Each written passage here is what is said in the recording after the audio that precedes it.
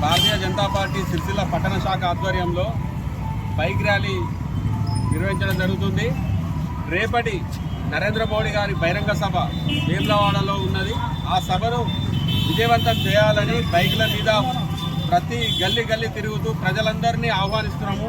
పొద్దున 8 గంటల వరకు అందరూ బహిరంగ సభ స్థలానికి చేరుకొని ప్రధాని సభను విజయవంతం చేయాలని సిరిసిల్ల పట్టణ ప్రజలను కోరుతూ బండి సంజయ్ అన్నకు కమలం పువ్వు మీద ఓటు వేసి భారీ మెజార్టీతో గెలిపించాలని సిరిసిల్ల పట్టణ ప్రజలను నమస్కరించి పేరున కోరుతున్నాం.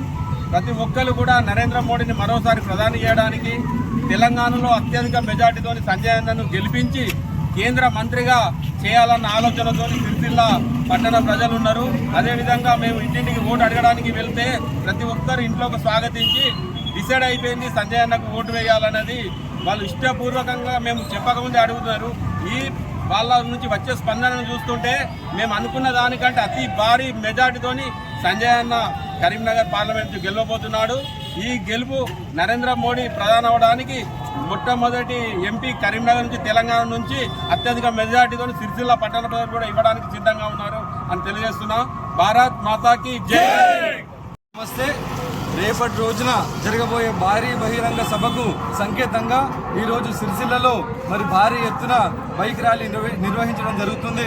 మరి అదేవిధంగా రేపటి రోజున మన దేశ ప్రధాని భారత మాత ముద్దు బిడ్డ శ్రీ ప్రధాని నరేంద్ర మోదీ గారు మొట్టమొదటిసారి వేములవాడకి రావడం జరుగుతుంది. కాబట్టి సిరిసిల్ల నియోజక ప్రజలంతా కూడా పెద్ద ఎత్తున ఈ కార్యక్రమానికి వచ్చి కార్యక్రమాన్ని విజయవంతం చేయగలరని చెప్పేసి ఆశిస్తా ఉన్నాము. భారత్ మాతా కీ